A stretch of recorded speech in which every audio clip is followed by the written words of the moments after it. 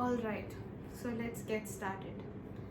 If you are somebody in your 20s, there are a few things that I would like you to invest upon other than just the survival process. When we are born and brought up in a city or in a rural area, the sole focus of our being shifts to survival, shifts to do you have a job? How much is your salary? Do you earn enough to make a living? Do you earn enough to support yourself? What do you do? Is it respectable enough? And all that bullshit. Pardon my language, but I think I'll be using that word quite often in this video. Yeah. By the way, somebody just said, commented on one of my videos that although I speak very beautifully, I speak too much and that I should speak less. Ma'am, that ain't happening, ma'am. With all due respect. Anyway, moving on. So, as I was saying, the sole focus of our existence turns out to be survival process, turns out to be what do we do for a living? Do we earn enough money? Is it respectable enough in the eyes of the so-called society? These are the major questions that we are often asked, and we are metriced upon, we are graded upon, right? For anything. Like, if you want to be respected, you have to have a respected job. You have to be performative in society. You can't be totally authentic, if you want to find a partner, you want to have a respectable job. So yeah, anyway, while survival becomes the main focus of our 20s and financial independence is extremely important, not denying that, especially for girls, financial independence is extremely important. So one of our professors, for example, told us today, whether you marry or you don't marry, it's optional. Whether you fall in love or you don't fall in love, that's optional. But what is important is that you earn your own money, which I think there's nothing truer than that. So I'm making this video to, first of all, emphasize, if you're in your 20s, please focus on number one, financial independence. That's the first thing. The second thing is, if you are in your 20s, please do not neglect your physical health. I don't know how better to say that, but I'm telling you, I was a topper all throughout my life. I studied in an ICSE board school. I was a topper all throughout my life, and I worked pretty damn hard at it. Okay, so that resulted in me focusing solely on studies and neglecting everything else. People used to say, oh, तुम गाना इतना अच्छा गा लेती हो, क्योंकि मैं Bengali family से हूँ ना. So people used to say you should learn singing, you should train yourself in classical music or light music, and I used to often be like, no, my sole focus is on studies, so we cannot really divert it out to other fields. But today, when I'm 21, I understand that it's more important to pour time and energy into things that make you feel alive than things that make you socially respectable. That's the hard truth, but that's how it is. You may get a very good job by people pleasing, but trust me, it will not lead to any great soul fulfillment. You will probably find yourself doing a job that you hate in your 30s when you realize this, and you'll probably have to go to a retreat. It's somewhere in the mountains. Book yourself a nice spa or resort or vacation in Maldives to sit down in a spa, in a resort, in a hotel room somewhere, pondering over the choices of life that you've made, maybe in a beach somewhere on the seashore, and just thinking, man, that was not it. That was not it. What I did, I could have done better than that. But what I'm saying is, I think you tried your best. No matter who you are and where you are in life, I think you tried your best. But what I've realized after grinding very hard for 10-12 years of school, and striving very hard to be, within the top 3, my periods had stopped. I completely neglected my health. I became around like 95-96 kgs, which is not healthy for a human being. And I had to take out the time to fix myself, and that was, although a very painful process, it was very liberating, and it taught me something. In the 2 years that I totally gave myself to working out at home, not in a gym, but consistently, every day 30 minutes, I continued that for 2 years, and I restricted my diet, which is not a very healthy way if you talk about today's methods, but it worked out. And from 95-96 kilograms, I came down to 65 kilograms. And then yoga entered my life, for which I am deeply grateful about. There's nothing in my life that can probably replace yoga.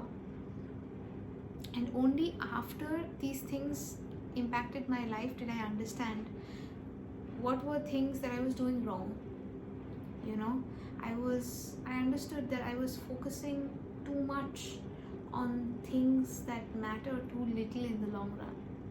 Yes, your survival matters, but not at the cost of your body and your mind and your soul. So if you're someone in your 20s, and if you're constantly influenced by your peers to get the latest trending items, or maybe go to Starbucks, or maybe have fashionable things that you can show off to other people, I think that's not the way to go. I think that's very deceptive as a way of living.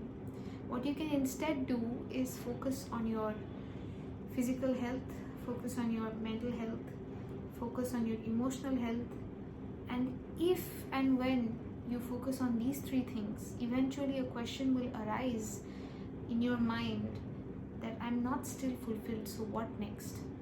And hopefully by then you understand that there is a role of spirituality. There's a big role. A human being's life is just empty without spirituality. So yeah, that's my story. I wanted to put it out there. So if you're somebody in your 20s and if you're watching this video, great, you have already taken the first step.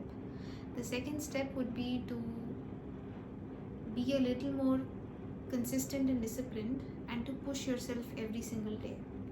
I would know it gets hard. It gets damn hard, I'm telling you. But I never liked working out, but I pushed myself. And eventually the process does not become easy, but you become stronger. You become more accepting of the pain. And that is like birth pain. It liberates you, it frees you. And working out will probably do one of the greatest benefits to your life. Yeah, that's what I think. It will do a tremendous amount of benefit to your confidence, to your personality, and the clarity of thoughts and perception. It will help you a lot. What has helped me personally is not just working out, but also yoga. Now, what's the role of yoga in your 20s? This is only for that special brand of people, that special niche of people who are going through an intense existential crisis, who are thinking, why am I here? What is my purpose? Who am I? And what am I doing here? If these questions keep you up at night, please follow through and watch the rest of the video. If these questions do not bother you so much, you can click off. Because if you're in your 20s and if you're focusing on your physical health and your mental health and your emotional health, that's enough. Spirituality comes next. So there are many things in life that don't make sense.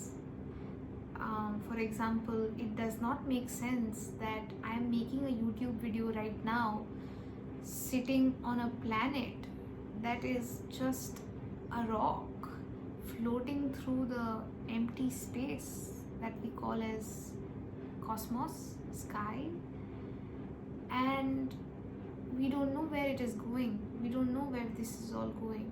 We don't know where we come from. We don't know where we are going. So it can be a bit overwhelming at times. As you evolve intellectually, these questions start pestering you more and more. In that zone or spectrum of life, what really helps is yoga.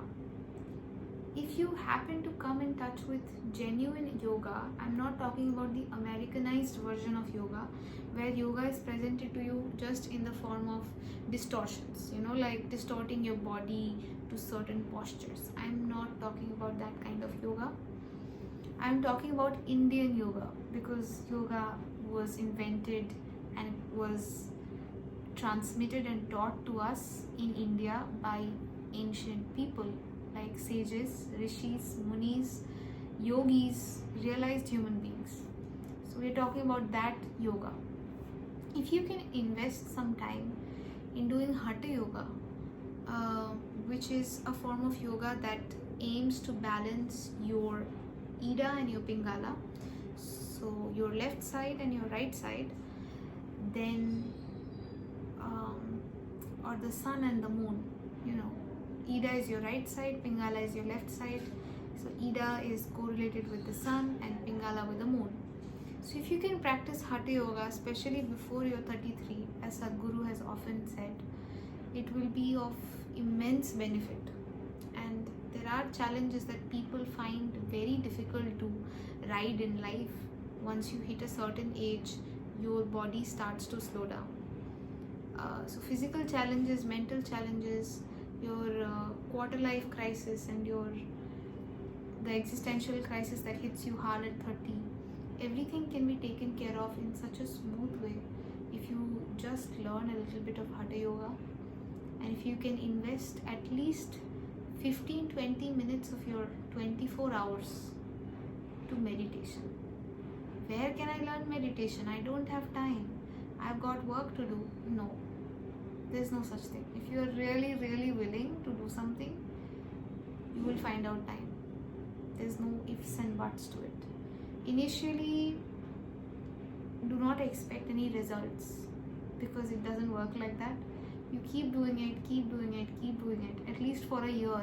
Pick up any one yogic practice, maybe Isha Kriya on YouTube, maybe Nadi Shuddhi on YouTube.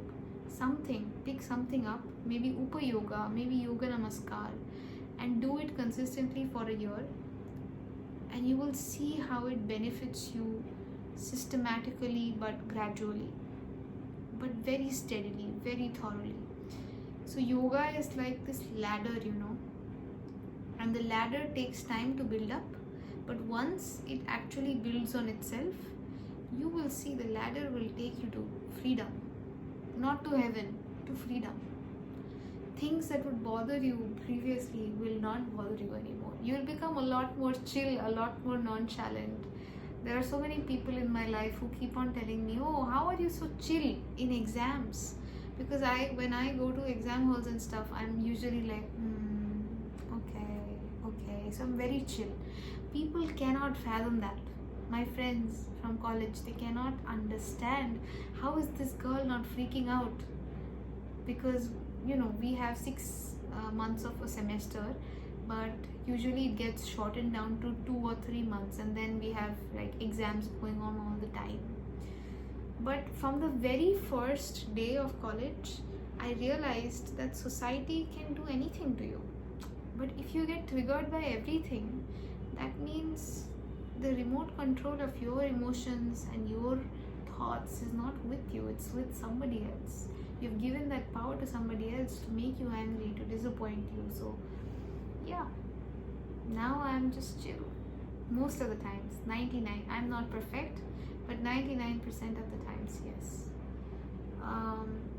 And this did not come in one day. It came through years and years of practice. I started practicing yoga in 2023. I came in touch with Sadhguru, who was my guru, at the end of 2022. Happened to do inner engineering in 2023. Started doing Shambhavi, started adding Hatha Yoga slowly. We built up this whole sadhana that we do every single day to take care of not just the body and mind and emotions, but also things that are not yet in my experience, things that are beyond me. And I can tell you there is a plethora of things which I don't understand. Because how much do I know? I really don't know anything. With that, I will end this video. If you found anything that is helpful from this video, if you found any one lesson or something that you can take away from this video, please do give it a thumbs up. Comment whatever questions you have, I'll try to answer them. And I am available on Instagram in this handle. You can follow me there, or you may choose not to follow.